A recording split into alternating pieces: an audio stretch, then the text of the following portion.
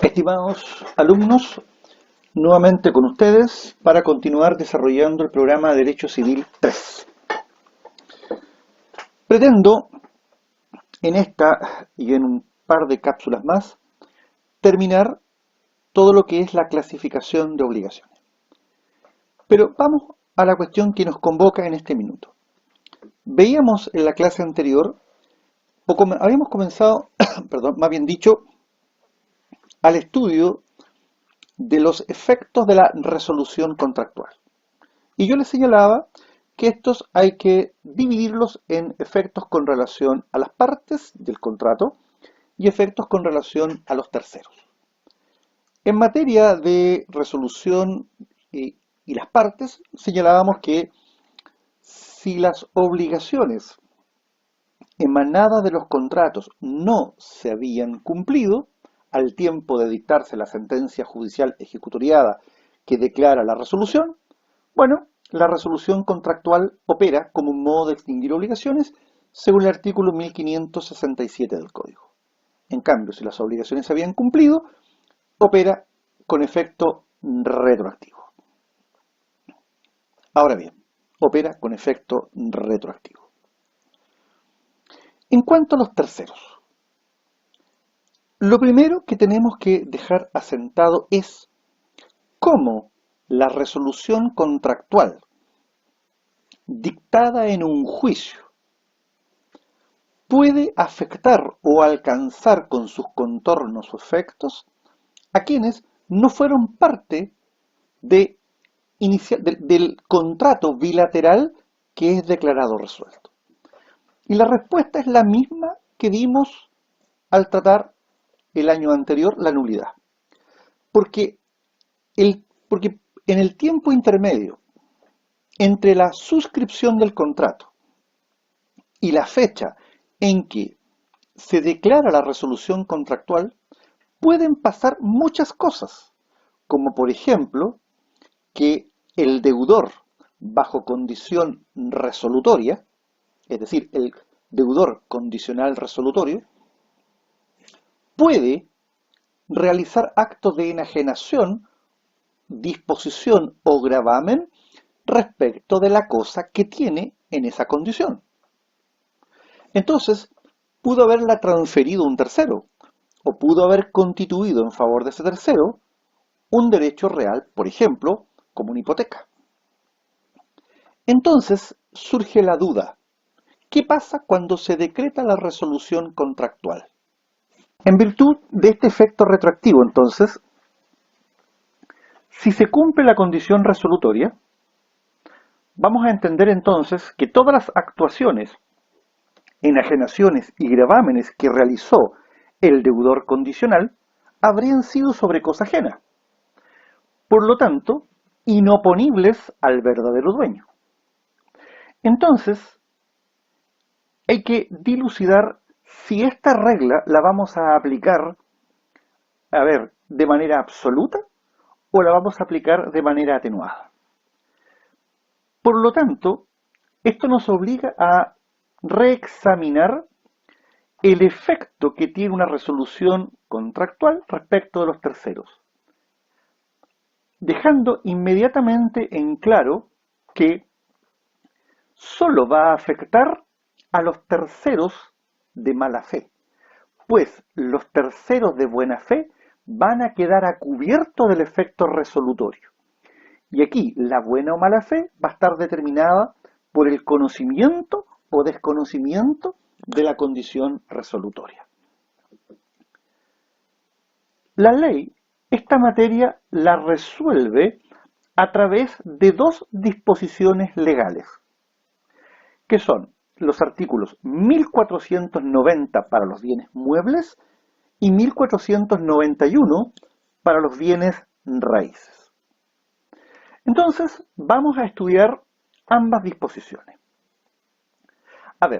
Como cuestión general y válida para ambas normas, debemos decir que estas normas no están felizmente bien redactadas. ¿Por qué? Porque son normas que son confusas, son vagas e incluso presentan algún nivel de discordancia en su texto. Por lo tanto, lo que vamos a tener que hacer antes de entrar derechamente al estudio de la resolución respecto de terceros, bienes muebles o inmuebles, realizar una especie de despeje, limpieza de la norma. A ver, primero que todo, la ley dice, si el que debe una cosa mueble a plazo o bajo condición suspensiva o resolutoria la enajena, no habrá derecho a reivindicarla contra terceros poseedores de buena fe. Lo primero que tenemos que hacer es dejar esta norma limpia para poder entenderla.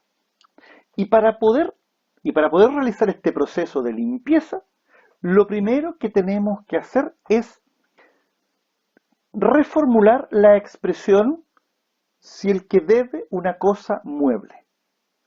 Lo que en realidad el legislador ha querido decir, si el que tiene, si el que posee una cosa mueble. ¿Por qué? Porque no puede aceptarse la expresión si el que debe. ¿Por qué razón? Porque tratándose de una condición, como lo vamos a ver, no es la expresión feliz. Aquí, lo importante es, si nosotros vamos a reivindicar contra el tercero, no es el tercero el que debe. El tercero lo que hace es tener la cosa en su poder. Él la tiene bajo su posesión, la detenta, no la debe. Deber significa que la persona tiene la obligación, pero resulta que si yo mañana compro un bien mueble que pertenecía a una persona que a su vez había suscrito un contrato que luego es declarado suscrito, yo no soy deudor de la cosa, yo soy un tenedor, un detentador, un poseedor de la cosa. Por lo tanto, mientras está pendiente la condición, no hay deuda. La persona tiene la cosa en su poder, la detenta. Por lo tanto, despejado ello, podemos reformular la ley y decir, mire, si el que tiene una cosa mueble, y ahí tenemos tres hipótesis, o a plazo, bajo condición suspensiva o bajo condición resolutoria. Ahora bien, de estas tres opciones, solo se aplica a la última de ellas. ¿Por qué? Porque el que tiene una cosa mueble a plazo, como un arrendatario, por ejemplo, es un mero tenedor y no puede enajenarla, porque acuérdense que el mero tenedor reconoce dominio ajeno. Por lo tanto, si yo soy un arrendatario de un bien mueble, por ejemplo, un camión, esa tenencia no me habilita para enajenarla.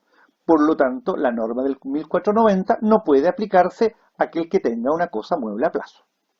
Tampoco se puede aplicar la norma a quien tenga una cosa mueble bajo condición suspensiva, porque recordemos que mientras la condición suspensiva está pendiente, no se adquiere derecho alguno. El derecho se adquiere cuando la condición suspensiva se cumple.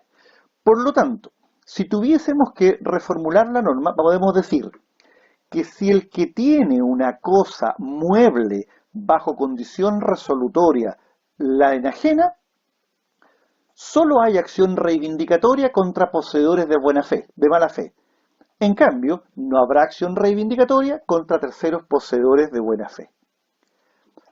Ahora, ¿qué requisitos deben reunirse entonces para que la enajenación o gravamen de una cosa mueble debida bajo condición resolutoria afecte a los terceros? Primero, que se haya celebrado un contrato bajo condición resolutoria sobre una cosa mueble. 2. Que la cosa haya sido entregada al deudor condicional. 3. Que éste haya enajenado la cosa mientras está pendiente la condición. Y 4. Que el tercero haya adquirido esa cosa mueble que estaba bajo condición resolutoria de mala fe.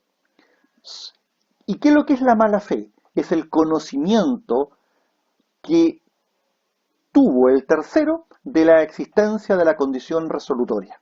Por lo tanto, Si este tercero desconocía la existencia de la condición resolutoria, los efectos resolutorios no le alcanzan. Ahora, como la buena fe se presume, la mala fe tiene que probarse. Ahora, tratándose de los bienes raíces, vamos a aplicar la norma del artículo 1491 del Código, que dice, si el que debe un inmueble bajo condición lo enajena o lo grava con hipoteca, censo, servidumbre, no podrá resolverse la enajenación o gravamen, sino cuando la condición constaba en el título respectivo, inscrito u otorgado por escritura pública. Aquí, nuevamente, tenemos que dejar sentada la precisión que hicimos a propósito del 1490. No es un problema de deber, sino que es un problema de tener, de tentar.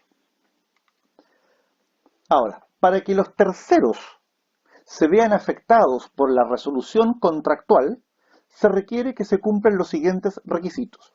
1. Que se haya enajenado el inmueble. 2. Que la condición resolutoria conste en el título respectivo. Y 3. Que ese título esté inscrito o a lo menos otorgado por escritura pública. Veamos lo primero. Que la condición conste en el título. Que la condición conste en el título significa que ella debe estar de manifiesto en el título respectivo. Cuando se trata de una condición resolutoria ordinaria o de una condición resolutoria expresada o pacto comisorio, no tenemos ningún problema porque vamos a poder visualizar la existencia de una condición resolutoria. El problema lo tenemos con la llamada condición resolutoria tácita, que va subentendida en los contratos bilaterales. Sobre este punto, la doctrina y la jurisprudencia casi invariablemente entienden que cuando la ley se está refiriendo a que la condición conste en el título, no quiere significar que esté expresada de modo que haya de entenderse que consta, sino que lo que nosotros debemos colegir es que si nosotros podemos derivar que del título aparezca la existencia de una obligación incumplida pendiente, pues con ello se va a poder verificar si existe o no un evento hipotético de resolutorio. Les pongo el siguiente ejemplo. Bienes raíces, la compraventa, escritura pública. La compraventa inscrita, conservador bienes raíces. Si yo, al examinar los títulos de un inmueble, determino, por ejemplo, que existen saldos de precio o alguna otra hipótesis resolutoria, y ello está plasmado en forma expresa, no tengo ninguna duda que la condición resolutoria consta. Sin embargo, también va a constar la condición resolutoria tácita en el siguiente sentido, es decir, cuando yo pueda, a través de un examen de los títulos con mediana inteligencia, ser capaz de deducir, colegir, que existe una obligación pendiente que puede traer consigo en el futuro un evento resolutorio. Por eso entonces que es muy importante cuando se examinan los títulos de inmuebles para realizar operaciones hipotecarias, estudiar la existencia o no de obligaciones pendientes. Pues si hay obligaciones pendientes, la condición consta. Y si la condición consta y el tercero, no obstante ello, participó en la enajenación del bien inmueble, el evento resolutorio indudablemente que le va a terminar afectando. Ahora, tratándose de los terceros, la forma como el efecto resolutorio a ellos les impacta lo es a través del ejercicio de la acción reivindicatoria. Porque vamos a tener una acción resolutoria entre las partes del contrato bilateral y vamos a tener una acción reivindicatoria contra el tercero. Aquí puede ocurrir las siguientes situaciones: que se ejerza primariamente la acción resolutoria y luego con la sentencia ejecutoriada nos dirijamos contra el tercero de mala fe de reivindicación. Y la otra solución es accionar en un mismo escrito, en un mismo libelo, demandar en lo principal resolución y en uno de los otros sí de la demanda, sostener que para el caso que se acoja a la resolución, en forma inmediata se promueve la acción reivindicatoria. Acuérdense que de acuerdo al Código de Procedimiento Civil es perfectamente posible la interposición en un mismo escrito de dos o más demandas en la medida que una de ellas puedan ser ya sea subsidiaria o en este caso cuando una acción emana directamente de un mismo hecho. Con eso entonces terminamos lo que es las obligaciones sujetas a condición.